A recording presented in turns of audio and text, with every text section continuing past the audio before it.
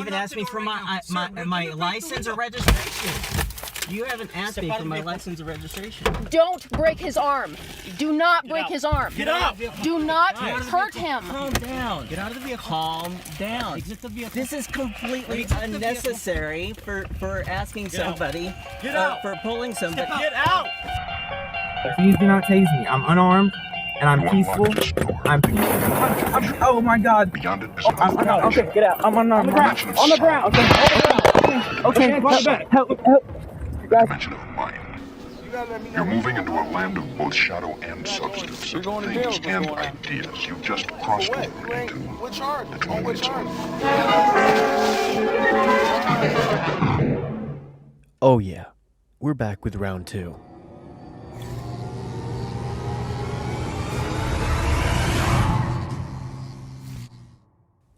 Sovereign citizens. Since the last video I made on this topic, the boom of videos of sovereign citizens on YouTube and other social media platforms has only increased dramatically, and I figured no time like the present to revisit these mercurial beings who just can't help but continue to embarrass themselves on camera by practicing this bizarre version of imaginary legal jujitsu. Before we dive in, as we did the first time, let's clarify the definition of a sovereign citizen.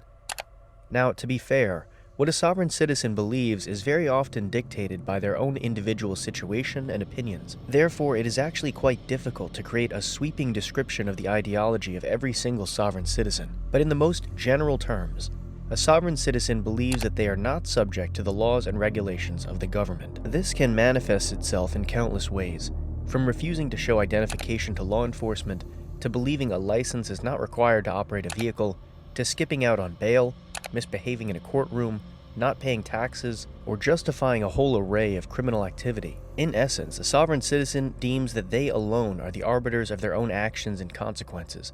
No outside force or influence can impose any rules, regulations, prohibitions, or consequences on them. They are completely independent. They believe that not capitalizing the first letter of their name or using red ink when signing legal documents or having their name appear on paperwork invalidates said documents.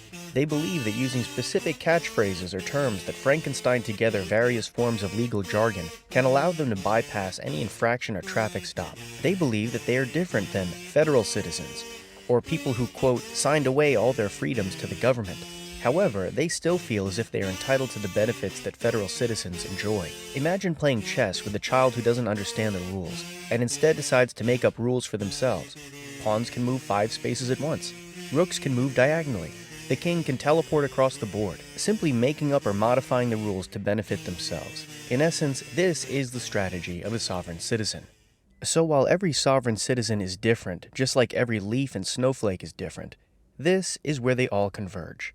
In the blind, stubborn, almost admirable belief that they can simply do whatever the hell they want. Because I'm directing you to have her here at 9 a.m. We said all that at the beginning, man. Like, I don't even want to be in here that much longer. Just do what you got to do so I can get up out of here. I'm tired of being in the courtroom that has no integrity whatsoever. How can you even call yourself a judge? Brooks, I need to make a record of I need to make a record too. Our first clip is simply an appetizer, an amuse-bouche, if you will.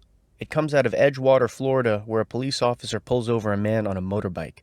As the officer approaches, the individual is blasting music from a speaker attached to his bike. In his first act of defiance, he refuses to shut off the loud music to put the officer in his place and show that he is not obligated to turn down the music to have a conversation.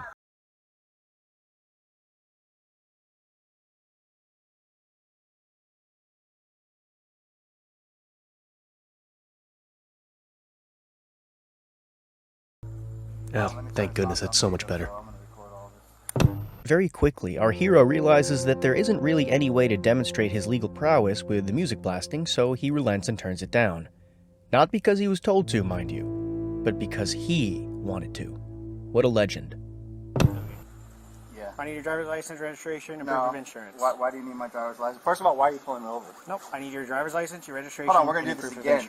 I study law, okay, and I'm not a dummy, and I know everybody down at that office. You got about 2 seconds to give me your information, or you're gonna go to jail. It's as simple as that.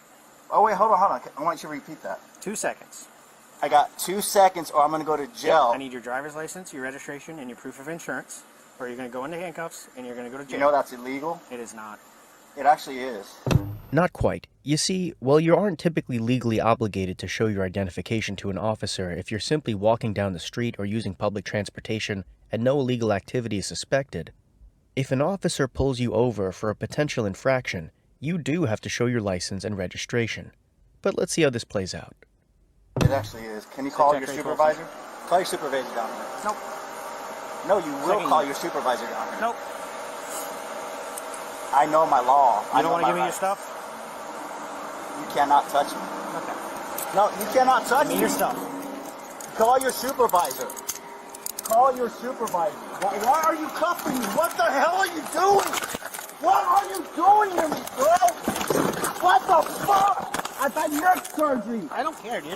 What the fuck are you doing? Now, you might be watching this with some sense of unfulfillment, like maybe something is missing. Something like this.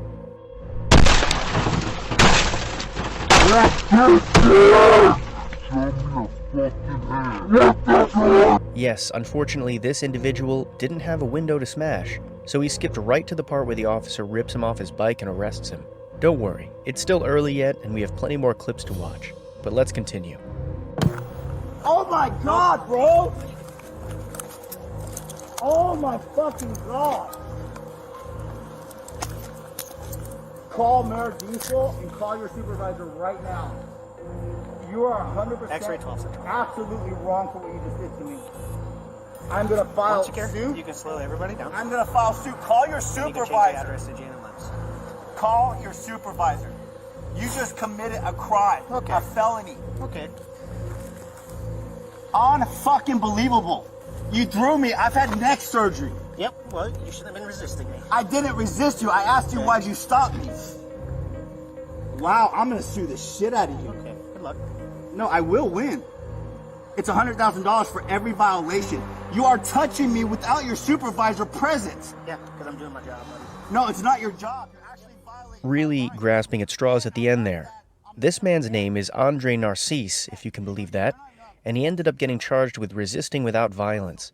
The officer's reaction to Andre here is also worth noting. If I had to make a guess, based on his relatively calm demeanor and lack of hesitation when arresting the subject, he has encountered sovereign citizens before. He didn't attempt to get into a big debate about the legalities of a traffic stop, he didn't attempt to goad Andre over and over to hand over his identification, and he gave him sufficient opportunity to comply, and when he didn't, he arrested him immediately. And since we're already in Florida, let's check in on another sovereign citizen traffic stop, this time in Volusia County, which is a little west of Edgewater. In this scenario, officers pull over a truck for unidentifiable tags. Just for context, very often, sovereign citizens will have these really cute license plates on their vehicles, like this, or this. And while in the United States, each state might vary on whether both a front or back license plate is required, but at least every state requires one license plate on a motor vehicle. In this case, this is the license plate that the offending truck was displaying. So yeah, that one's a no-go.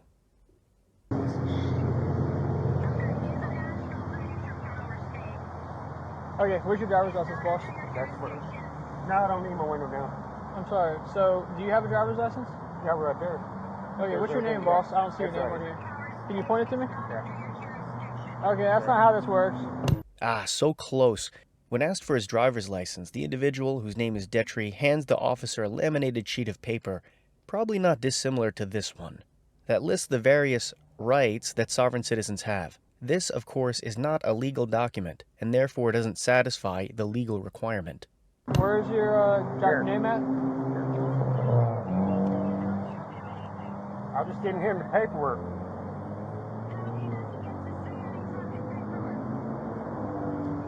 Okay. Here, you talk to him then. Ma'am, if he refuses to identify himself in this traffic stop, it's going to be an issue. Sir? Uh-huh. He is identifying as a national against terrorist.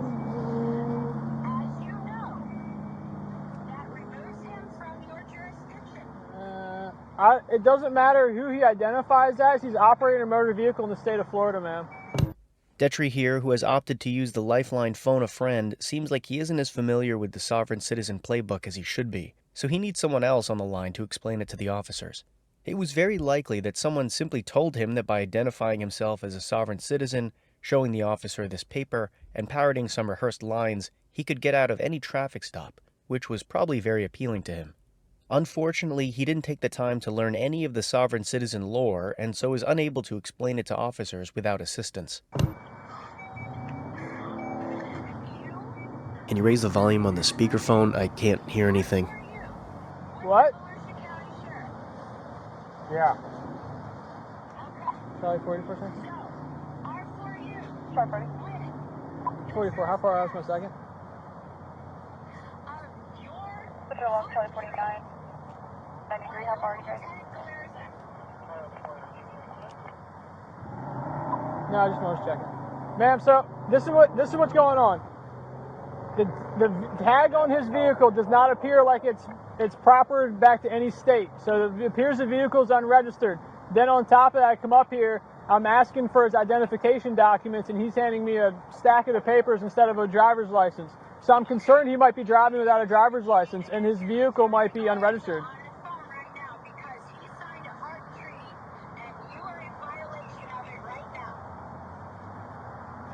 What? Yeah. Okay, what's your name, boss? Sir, what's your name? Everything, right here. Can I see your name, please? Right here. Where? Right there. Please point to it. Right there. Where's your name, sir? I'm not Right seeing there. it. Are you the postmaster? That's what Yep. it says. Postmaster? Yes, I am the postmaster. So is your first name Mark or your last name Mark? No. So nothing on here has Right your there. name. Right there. Is your Destiny First name. Mark? Destry? Yep. Is that how I'm saying Yep. it?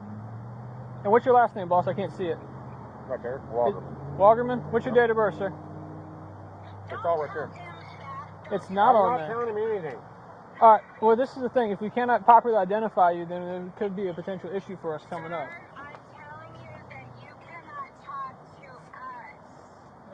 Well, that's fine. He doesn't necessarily have to talk to me, but he does have to obey my lawful commands. Sir, as you know, the terms of the Geneva Convention clearly state that you are required to have knowledge of every term. Hey, Murphy. Why is he looking at my truck for? This is part of his job. Hey, Murphy, can you just switch with me real fast? Who? Lieutenant who? What? Lieutenant who? Lieutenant who?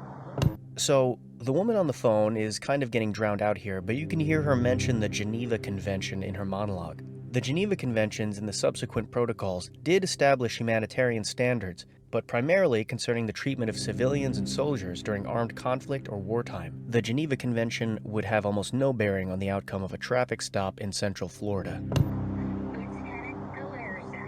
I think you mean trying to say Galarza. Yeah. All right, just hold on right here. I just gotta look at something real fast. Yes, okay.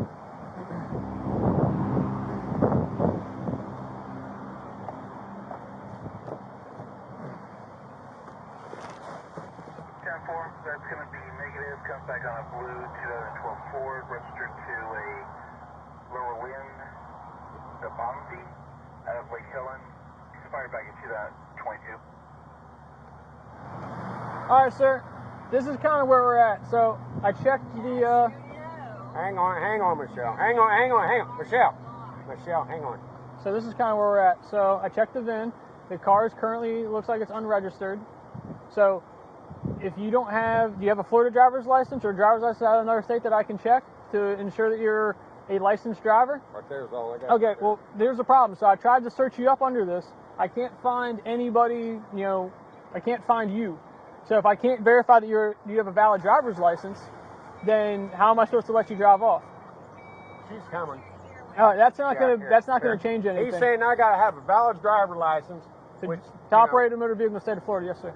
Okay, here it's Catalina and Howland. Yeah. Okay, sir. It's a simple question. Do you have a valid driver's license? Right there's all my paperwork I got. Okay. She's coming over.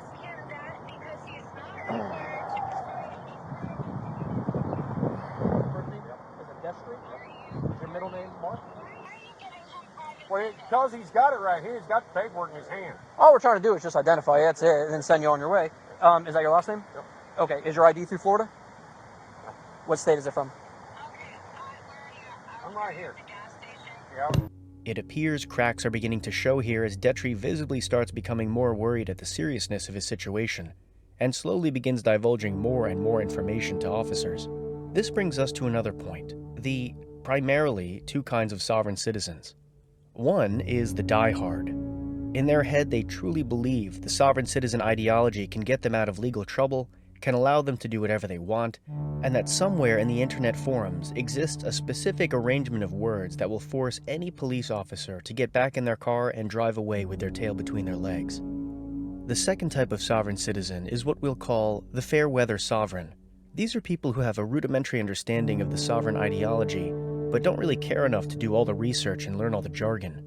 They simply want the benefits of what being a sovereign potentially offers. The other type of sovereign that falls under this category is the individual who finds the sovereign ideology as a way to get them out of a specific spot of trouble. Darrell Brooks, who was discussed in my last video about sovereign citizens, falls under this category. What state is it from? She's coming. That's fine. What state is your ID from? I don't have an ID. I surrendered my ID and my birth certificate and everything. When you used to have an ID, what state was it from? Colorado. Colorado? Yeah. Okay. What's that? They won't register because it's fine. Here she is. She's right there. That's fine. I don't need her actually, and she's not going to come over here. Yeah. What is your date of birth? It's right there. Everything's right there. No, not everything is right here.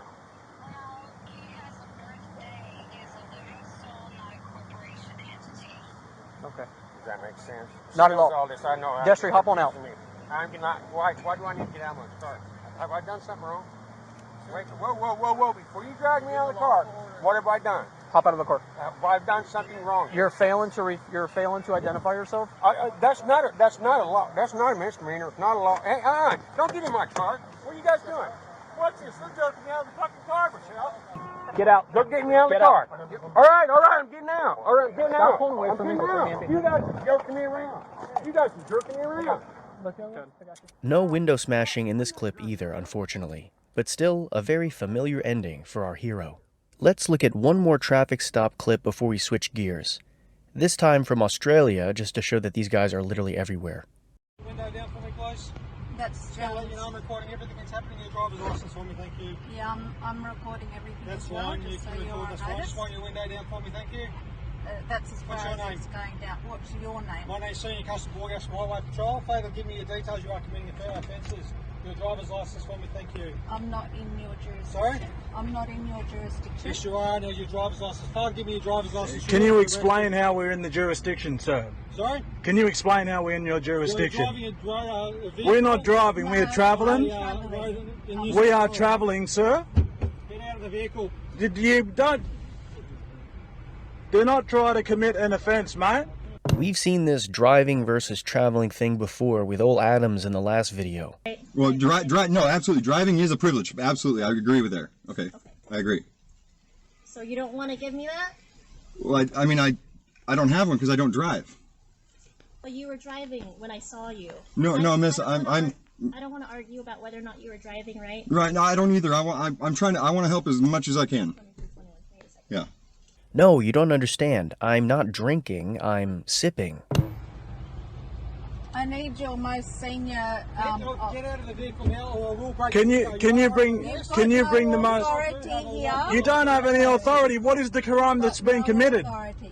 What? We are not driving. We are travelling. You guys don't even know what you're on about. I need your most senior on duty. Well, bring your most senior sergeant down, sir. If you do not provide details, you will be arrested. We don't have to give you any details. Why do these people have to yell everything? And you will commit offence, you'll be liable for it. It is absolutely trespass. You got no jurisdiction here, bros. You got no jurisdiction here. Who do you derive your authority from? Who have you sworn an oath to? There is no queen of this country.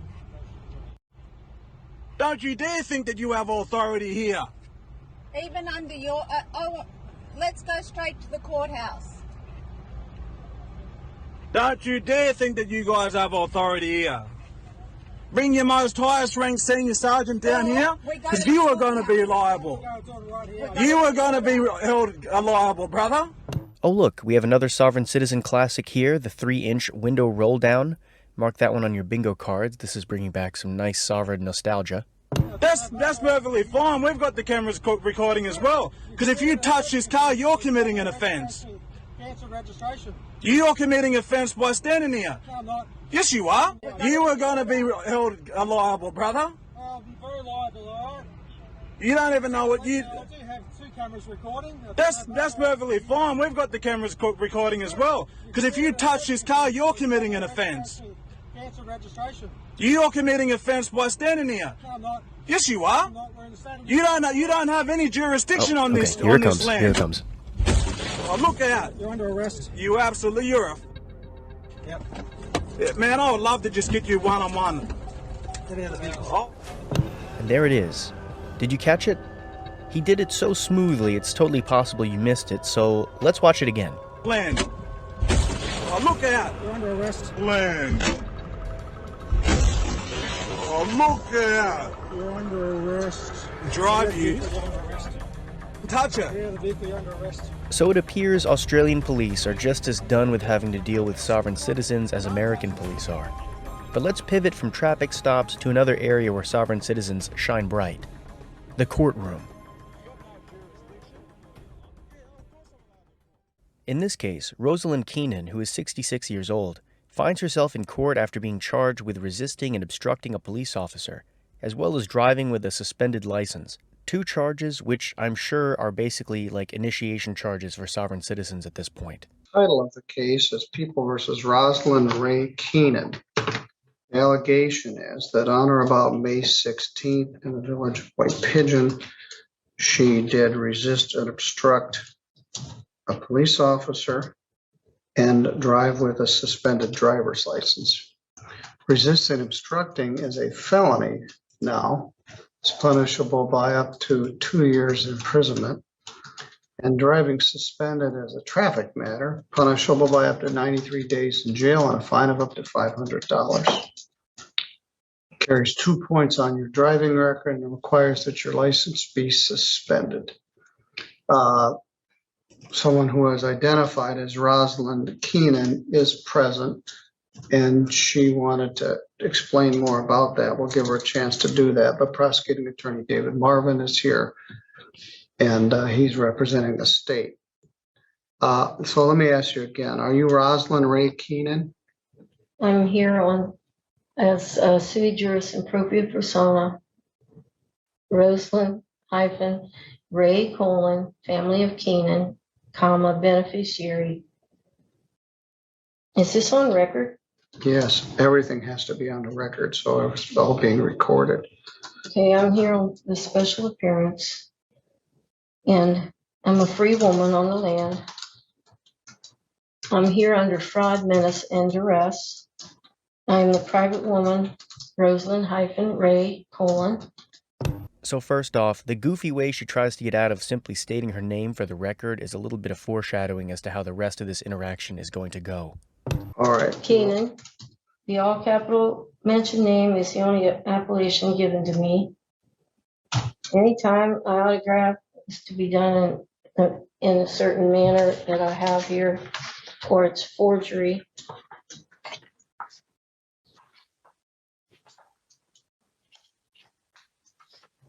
could you do this for the judge, please?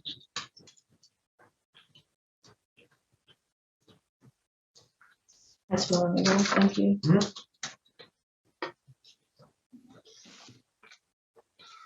All right, I'll accept this. Thank you. All right, so I think we have the right person here. When she signed her bond, she signed it as Rosalind Ray Keenan, beneficiary, with quick bail bonds. I have spent a lot of time with her and her son, who's here. He's always been here, and they're very honest and they're good intended. Thank you. And I think that we've come to a resolution that I believe is fair. I've offered, I'm going to state it for the record, and only time will tell if she's going to accept it, in hopefully 2 seconds. But what I would do is offer an attempt resisting and obstructing and dismiss count 2.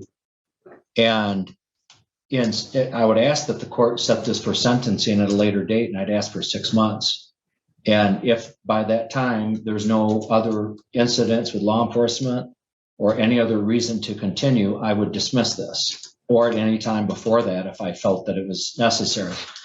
And again, after working with her. I don't think this is the kind of thing that should be, I would hate to see this upstairs as her first felony. I think that she's interested in a way of life that she's honestly trying to understand, but I think that partly to assist her, I've kind of hatched this plan. He's offering to reduce the driving suspended charge, and he is offering to dismiss the felony charge and reduce it to a charge called attempted resisting obstructing a police officer. That's a misdemeanor. It's punishable by up to a year in jail and a fine of up to $1,000. Do you understand that charge? No, I don't understand the nature and the cause of the charge. All right, Mr. Marvin, let's just do a prelim. I'm not going to tap dance with her. You may be more sympathetic about this flat earth nonsense than I am. But if I'm going to have to argue about everything from who she is to what the charge is, it'd be easier to just put on the prelim. From the affidavit of probable cause, her conduct was outrageous with a capital O. And so I'll give you one more opportunity, Ms. Keenan. Mr. Marvin is agreeing to dismiss the driving suspended charge. The record shows your license is suspended from Indiana and you don't have a valid Michigan license. That's a benefit. It won't affect your driving privileges. Excuse me? What did you say about the... It's a benefit. No, before that, about the license. He's dismissing it, and it won't affect your driving privileges here or Michigan or Indiana if he dismisses that. So he's offering to dismiss it, and that's a benefit. He is offering to reduce the felony charge to a misdemeanor, and that's attempted resisting and obstructing a police officer. If you wish to do that, we can pursue it now. If you don't, we can take testimony. The officers have been waiting here for 3 hours. What would you like to do? Are you asking me to take a plea? I'm asking you if you're willing to accept the prosecutor's plea offer. Well, I don't understand that. Mr. Marvin, let's just put on a prelim. I'm serious. You are playing games. And first of all, you don't. I'm trying to advance to all right, what I'm stop. here. You don't interrupt the judge, whether you're a flat earther or not. I'm not flat earth. So. All right. Well, this crazy stuff you're saying, I've got very little patience for it. You don't have an attorney, which concerns me because these charges could result in your incarceration. I will appoint an attorney for you. All you got to do is tell me. But you also have the absolute right to represent yourself.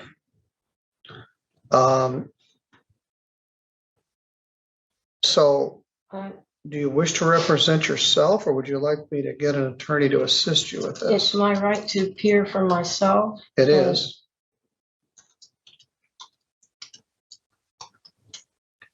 I don't think it would be a violation of your oath of office. To do what? To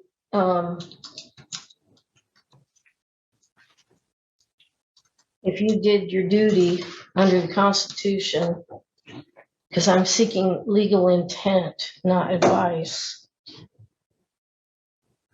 Well, do you want me to appoint an attorney for you, or would you like to represent yourself?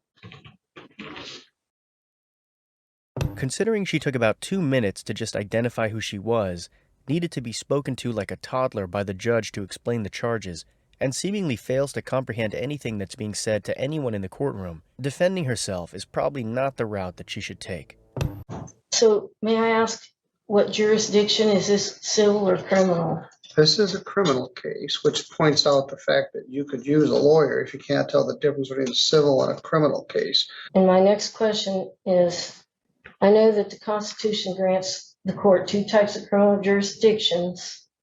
One is criminal jurisdiction under common law, and the other is criminal jurisdiction under admiralty or military tribunal venue under Article 1, Section 8, Clause 17 of the Constitution, under which of these two jurisdictions is the court intending to try me?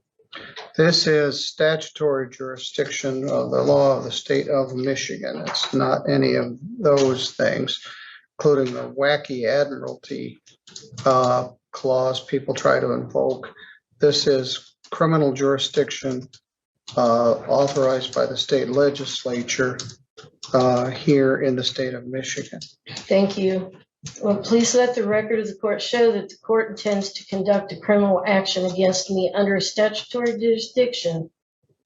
But that makes me wonder, I have never heard of criminal action under statutory jurisdiction, and there is no such jurisdiction established in the Constitution, and I will be able to proceed if you can show me where I can find the published rules of civil procedures under a statutory jurisdiction and where this nature, cause, and jurisdiction exists. It is crucial that I have the published rules of procedure so that I can conduct a fair defense and fair trial. Otherwise, this needs to be dismissed, and I would like it in writing, please. Contrary to popular belief, it takes a little more than a Google search, a few printouts, and a couple hours on an internet forum to be comfortable enough to defend yourself in a courtroom, let alone dispute charges.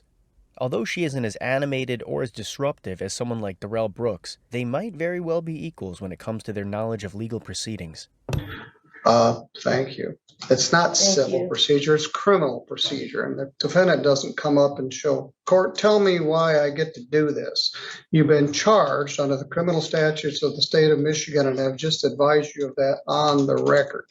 I'm just trying to establish at this point whether you want to represent yourself or not.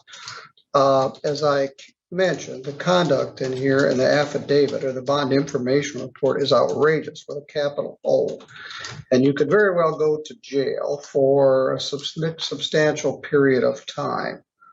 Mr. Marvin was trying to extend to you an opportunity to avoid that option, but you're wasting all of our time with this stuff that doesn't have any legal merit. I'm offering to give you an attorney who can actually argue any legal merit or advise you or assist you in this regard. But we've had some White Pigeon police officers here on overtime for several hours. They're still waiting for you to decide what you wish to do. I haven't even gone over the first. Well, first of all, we had to establish who you were. That took much more time than it deserved. Secondly, I'm trying to determine whether you wish to have an attorney or not.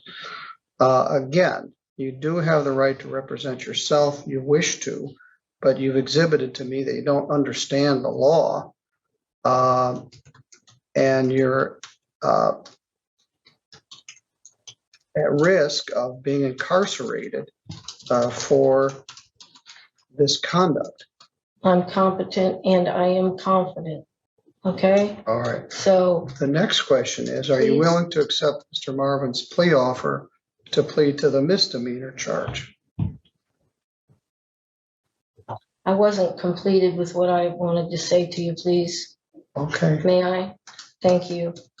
So I wanted to say that I don't believe it's a violation of your oath of office if you did your duty under the Constitution, because I'm seeking legal intent.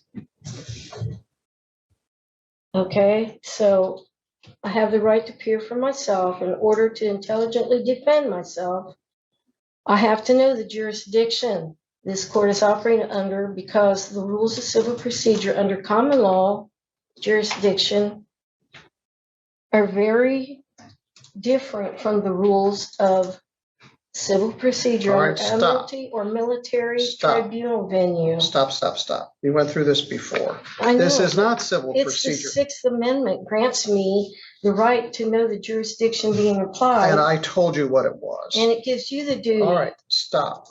If you interrupt me one more time, I'm going to find you in contempt and you're going to go to jail. Objection, please. All right, please. Please. We're going to talk may about I? this The tomorrow at 3 o'clock. I find that you're in contempt.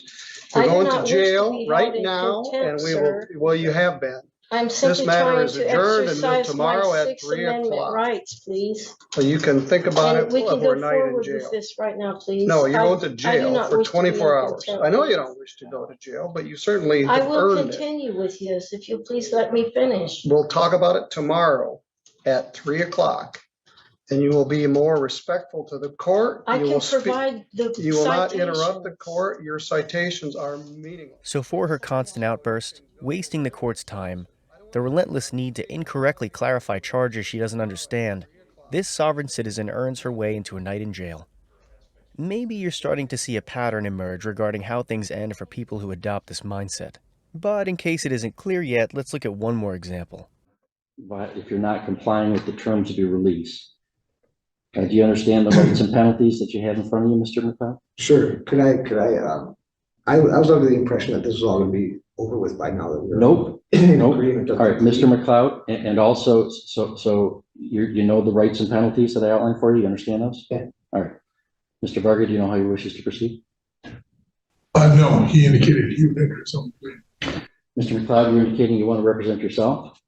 Well, I thought that can I say a couple things first? No. Okay. You can answer my questions. Sure. Are you saying you want to represent yourself? They have been doing that the whole time. You've been doing that the whole time.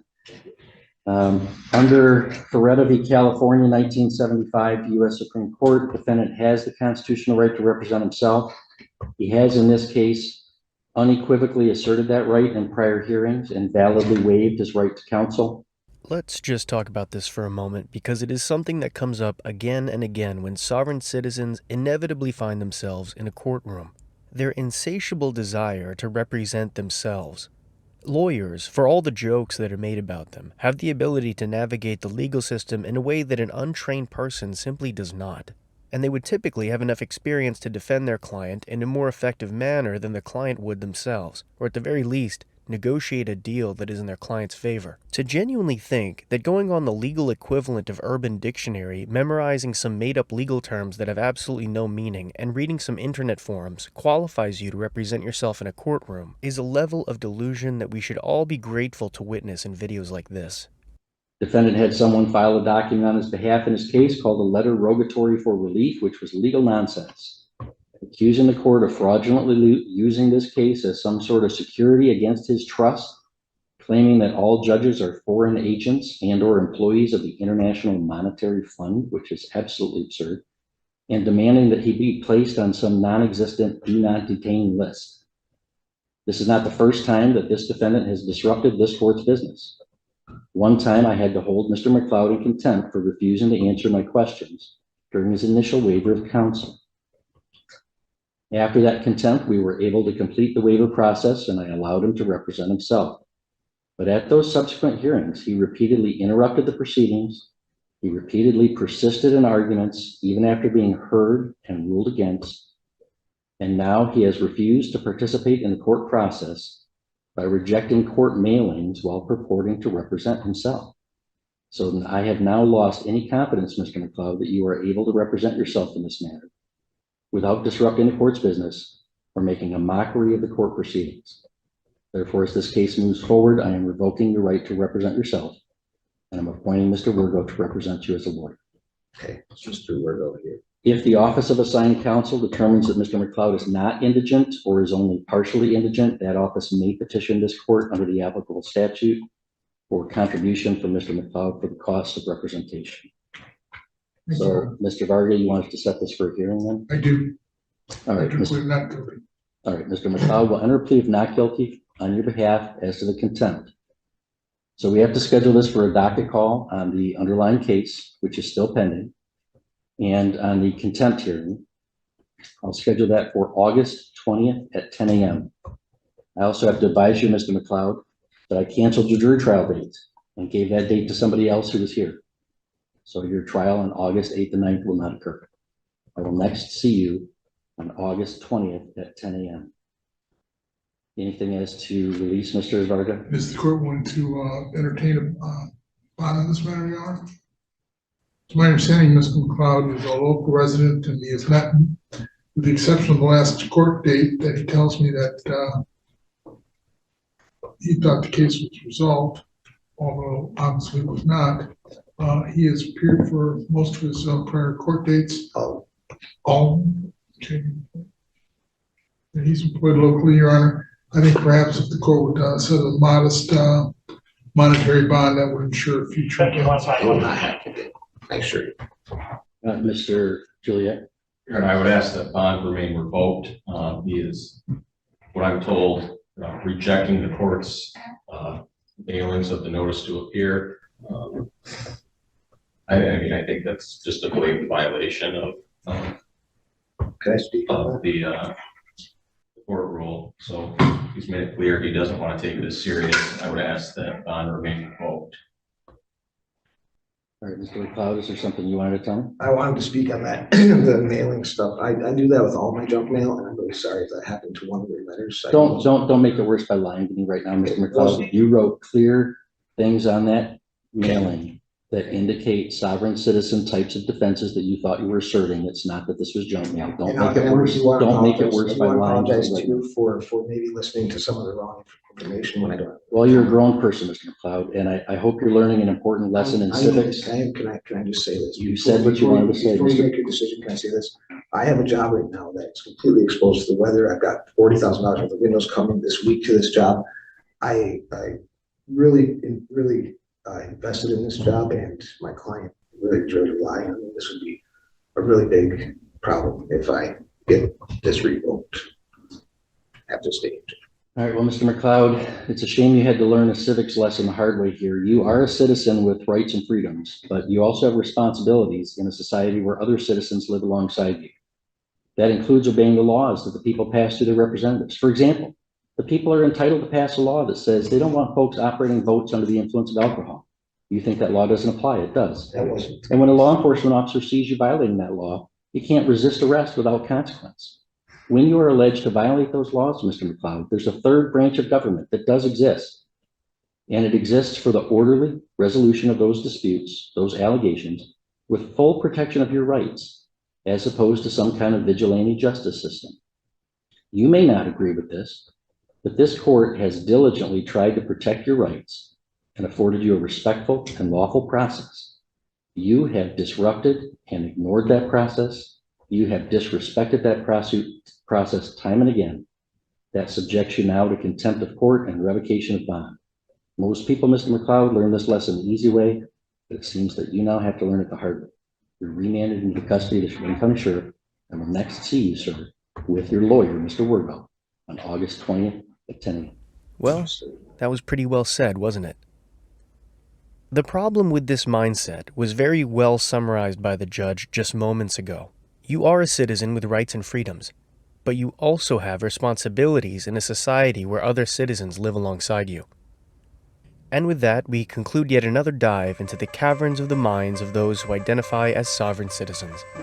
Those who believe that the existing rules, laws, and guidelines simply don't apply to them, and by regurgitating some buzzwords, they can get out of any trouble they might find themselves in. But despite all that time, all that effort, and all that preparation, it always seems like the ballad of the sovereign citizen ends one way, with a broken window and some handcuffs. Open it. I'm being kidnapped!